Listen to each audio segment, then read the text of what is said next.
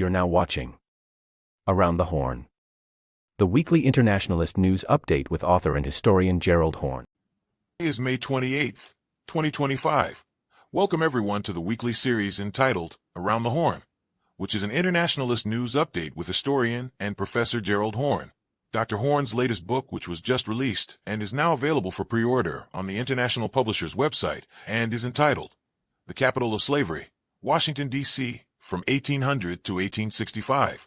Dr. Horne is also a permanent guest on the radio show, The Horne Report, which airs on Black Power 96 Radio on Sundays at 3:30 p.m. Eastern Time, and Dr. Horne also hosts a radio show entitled Freedom Now, which airs on KPFK 90.7 FM in Los Angeles on Saturdays at 11 a.m. Pacific, and replays of both shows can be found on the Activist News Network. Dr. Horne, thank you for coming back on the show, and welcome back to Around the Horne. Thank you for inviting me. Horne, as we go around the horn, first we want to ask you about relations between Canada, the UK, and the US. We know you have been in Canada now for many months and conducting historical research for at least one book project. In addition, while you've been in Canada, there have been several important developments in Canada, particularly as it relates to their relations with the UK and the US. Dr. Horne, taking history into account, what are some of the real-time contradictions emerging as it relates to Canada, the UK, and the US? Well, as the audience may know, I have tremendous respect for Canada, not least since during the bad old days of slavery, it provided a sanctuary for Africans fleeing this hellhole in the United States of America. We also know that the great abolitionist Frederick Douglass, he spent a good deal of his life after escaping slavery in Maryland and Rochester, New York, just across the lake from Canada. And of course, it was in Canada in 1858, 1859, that the heroic militarized assault on U.S. slavery in what was then Western Virginia was planned by John Brown, Osborne Anderson, and his comrades. And so I stand second to none in my respect for Canada. But having said that, I was quite taken aback by the visit of King Charles III to Ottawa just this past week, because number one, he is probably the leading parasite on planet Earth.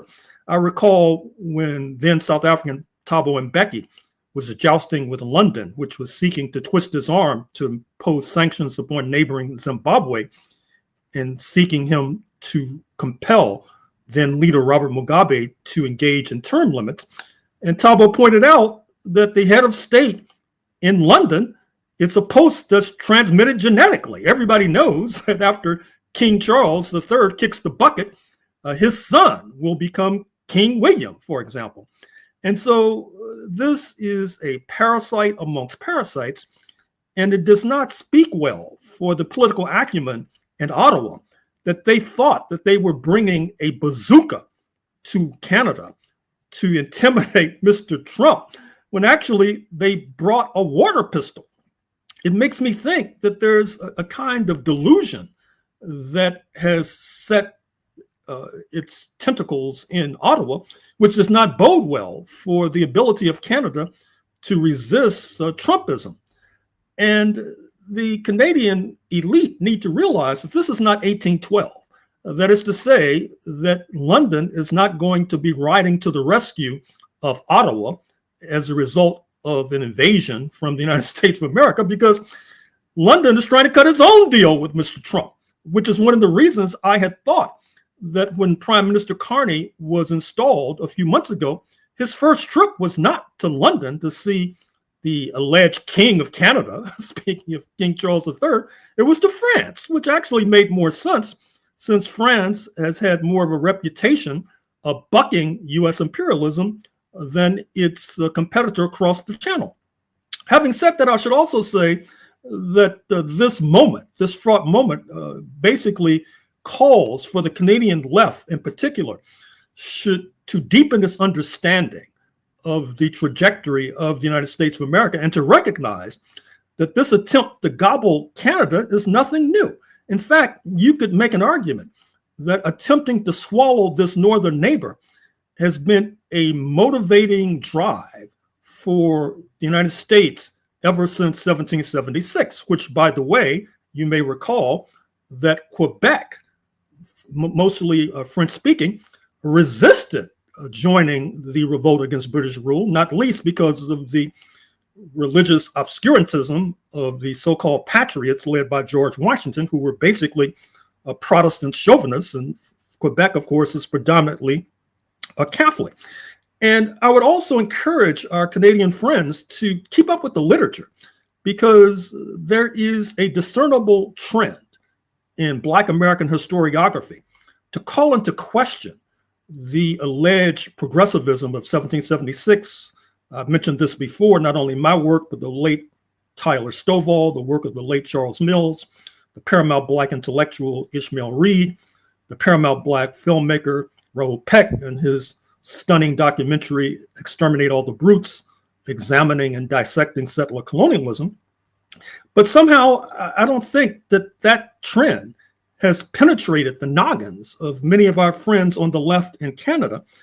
And that brings me to Mr. Carney, Mark Carney, the Prime Minister. He always says, or at least since he's been in office, that Canada is comprised of three founding groups: the Indigenous, the French, and the British. Of course, this begs the question of how the Indigenous lost their land to those other groups, but let's set that aside for a moment. But I think that more accurately, it's fair to say that in terms of Canada emerging from an anti-US process, keep in mind that the Black population in Canada mostly stems from enslaved Africans who fled post-1776, and then that continued up into 1861, particularly to Nova Scotia and then to Ontario.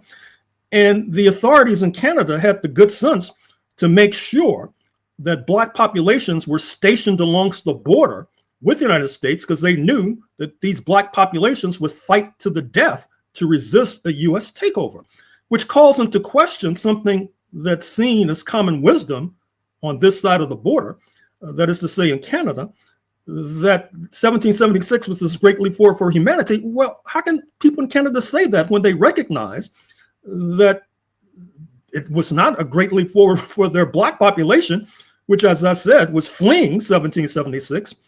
And if you look at the loyalists, so-called, that is to say the English and the Scots and the Irish who fled north to Canada, many of them, of course, were fleeing the terrorism inflicted upon loyalists by these so-called rebels and patriots. And then I've already mentioned the fact that the French population turned thumbs down with regard to joining the United States of America. And then our friends in Canada should think about Tecumseh, perhaps the greatest Native American warrior of all, who tried to unite all Native American groupings in the United States of America to resist the invasions and incursions of these Euro-American settlers. Tecumseh died fighting shoulder to shoulder with the British and the Redcoats in the War of 1812, when once again the United States was trying to seize Canada. Our friends in Canada should also recognize the distinctions between the colonialism that existed here in Canada and the settler colonialism that existed south of the border. That is to say, for the longest period, the colonialism that existed in Canada was extractive colonialism. That is to say, the fur trade in particular. And when in this part of Canada where I'm now residing, speaking of the West Coast, the Pacific Coast, when there was a lurch towards settler colonialism in the 1840s and the 1850s, it was driven largely by the fact that these Euro-American settlers in the United States helped to push the Negro leader, eventually named Sir James Douglas, out of this part of North America across the border into Victoria, British Columbia, because, of course, they objected to the fact that he was a Negro. They objected to the fact that his spouse was part Cree, part Indigenous. And in fact, the Euro-American settlers launched a bloody crusade against miscegenation, against the so-called half-breeds. And of course, you're probably familiar with the Métis, who are a product of unions between the Quebecois and the French and the Indigenous. And when the governor of Washington Territory, soon to be Washington State, speaking of Governor Isaac Stevens, he declared martial law in the 1850s and began to detain other settlers who were married to Native American women, including the Chief Justice. And so it boggles my imagination to think that in classrooms today and in left-wing study sessions in Canada, there's this salute to 1776, all of this history notwithstanding. And perhaps they think that if they give pleasant strokes to the bully in Washington, then the bully will be kinder to them. But I can guarantee you that that's not the case. Now, I recognize the contradictions. For example, right now, as we speak, Canada, which is a major mining superpower, has a conflict with the authorities in Mali, in West Africa, because the Malian leadership wants a bigger cut of the revenues extracted by Canadian mining, particularly in the wildly lucrative gold mining business. And I know that the Canadian authorities feel that if they are to confront the Malians, they may have to call upon the muscle of US imperialism, which obviously is constricting. But in any case, if the Canadian ruling class, and not least the Canadian left, wants to preserve their sovereignty, I would urge and encourage them to help the friends and comrades across the board in the United States to understand the history of this country, which is obviously sorely lacking. I mean, for example, I noticed that during the visit of King Charles III, there were anti-monarchy Republican forces who were picketing, which is all to the good. But I dare say that if these Canadian Republicans want the masses here to follow them to a new order of republicanism, they may want to do a critique of republicanism as it has evolved on this side of the border. That is to say, moving away from the divine right of monarchs to the divine right of propertied men of European descent, and then, of course, to the divine right of men defined as white generally about 200 years ago during the Jacksonian period. They need to point out the fact that settler colonialism involves class collaboration, which helps to explain the 17.7 million votes that Mr. Trump received in November 2024. That class collaboration has been exacerbated by the kind of national chauvinism that inheres in this country as a result of an overestimation of the fruits of 1776.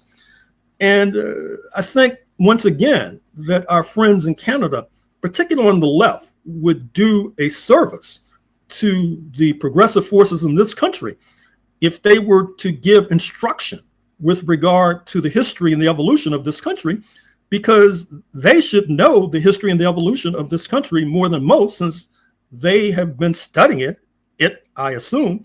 And in any case, there is a precedent for this.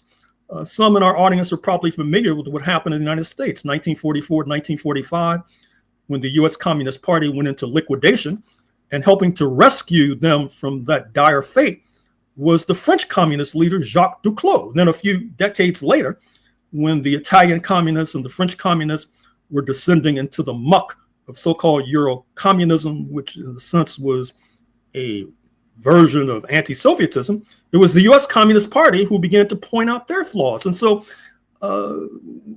this kind of camaraderie is something that's desperately needed, particularly today, because as I look at Canada and this spectacle of the King of England, of Great Britain, the King of Canada even, that's his formal title, being feted and celebrated, and supposedly that was sending a message to Donald Trump, I was thinking to myself, these people are delusional. Dr. Horne, as we go around the horn, we also want to ask you about West Asia. It seems that in recent days and weeks things seem to be moving very quickly, particularly as it relates to Israel, Syria, Turkey, and their relations with the US and the EU. What changes, shifts, and/or recent developments should we be paying particular attention to? Well, first of all, there's the continuing siege against Gaza. Obviously, the Israeli authorities are priming the Palestinians for ethnic cleansing, pushing them further south towards the Egyptian border, and then nudging them across the border into Egypt. That's the upshot of the mangling of this so-called relief effort, wherein the Israeli authorities have sought to negate the role of the United Nations in distributing aid and have relied upon other forces who are obviously not doing a good job, to put it mildly. But Israel is facing a major crisis, not only in terms of the international scene, with regard to that stinging statement from France, Britain, and Canada, aimed at Prime Minister Netanyahu, the fact that there has been reporting about a rift between Trump and Netanyahu, and the New York Times reports that Mr. Netanyahu might seek to resolve this contradiction by attacking Iran, which he assumes will cause the United States and its allies to rally to Israel's defense. And I should single out for special attention the role of Spain, which turned up at the Arab League meeting in Iraq a few days ago, that had an important meeting just a few days ago in the capital, Madrid, and is spearheading this effort to take place, we assume, next month, where there will be a lurch towards recognition of a Palestinian state. And Israel, I'm afraid to say, is descending into disaster. It's not only the skyrocketing suicides, the skyrocketing divorces, the skyrocketing bankruptcies, the skyrocketing migrations, that is to say, Israeli nationals shutting down shop and moving to Australia, to Europe, to Britain. It's also the fact that there's discontent within the military, discontent within the Netanyahu coalition, and this discontent was not assuaged when just the other day you had a rather stunning march through Jerusalem with young Israeli men chanting "Death to Arabs" and threatening to burn down villages, which of course would be opening the gates of hell. Israel needs to be rescued sooner rather than later from its own suicidal path. And so therefore, we must keep the pressure on. We must heighten our demonstrations at the Israeli embassy, at the various Israeli consulates. We should not be intimidated by the Trump regime in its attempt to shut down campus protests. We should continue to press the matter of divestment of college and university endowments from corporations that have holdings in Israel. That was a popular tactic during the comparable anti-apartheid era of a few decades ago, because I think that if Israel continues on its present course, particularly going towards bombing Iran, it could easily light a fuse leading to World War III. Dr. Horne, as we go around the horn, we also want to talk to you about recent news related to Namibia, Kenya, Morocco, and African Liberation Day. Namibia/ALD/Kenya, Morocco. Starting with Namibia. This week, Namibia will hold its first national commemoration for victims of mass killings by German occupiers in what is widely recognized as the first genocide of the 20th century. In addition, we wanted to ask you about Kenya. This past Monday, May 26th, the Kenyan government announced its support for Morocco's plan to give the disputed region of Western Sahara autonomy under Morocco's sovereignty, joining a growing number of African, Arab, and Western countries that have tilted towards backing Rabat in the 5-decade conflict. Lastly, this past Sunday, May 25th, was African Liberation Day.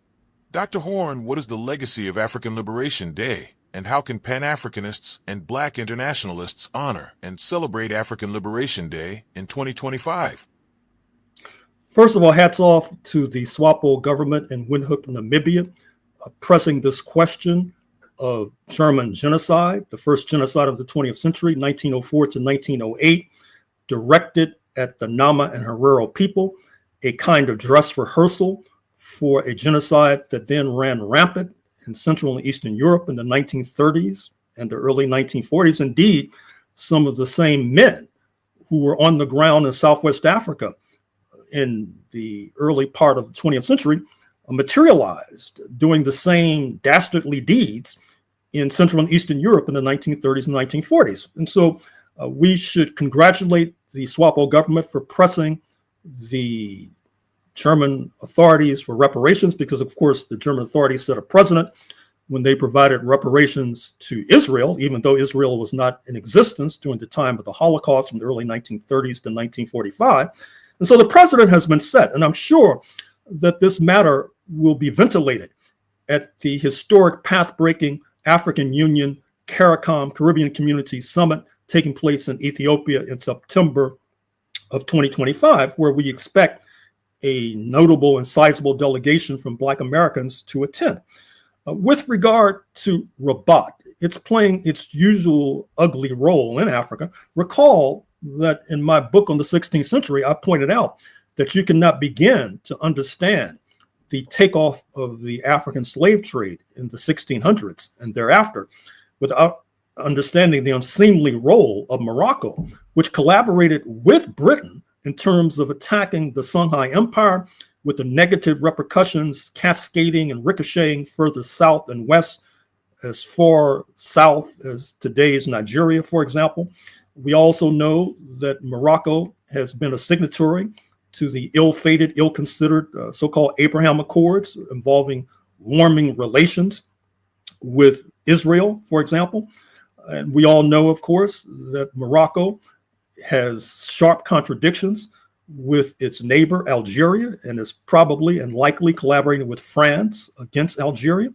With regard to Kenya, Kenya is in a very difficult position right now because President William Ruto made this trip to China just a few weeks ago and was celebrated and feted. He came back with a bag of goodies.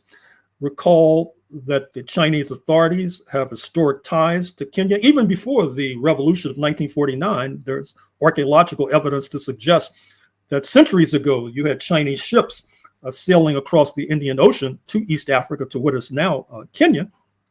And we also know that of late, the Chinese authorities bent over backwards to give medical assistance to the daughter of opposition leader Odinga, which won them plaudits in Nairobi. And so Mr. Ruto apparently feels that he can compensate, he can make up for his warming relations with China by doing this sellout deal with Rabat, with Morocco. I'm not sure if the Yankees will forgive him, but we shall see. And certainly with regard to African Liberation Day, coming to existence decades ago, and you may recall that at one time, you had thousands of people marching through the streets of San Francisco, through the streets of Toronto, through the streets of New York City. This is in the 1970s, marking African Liberation Day.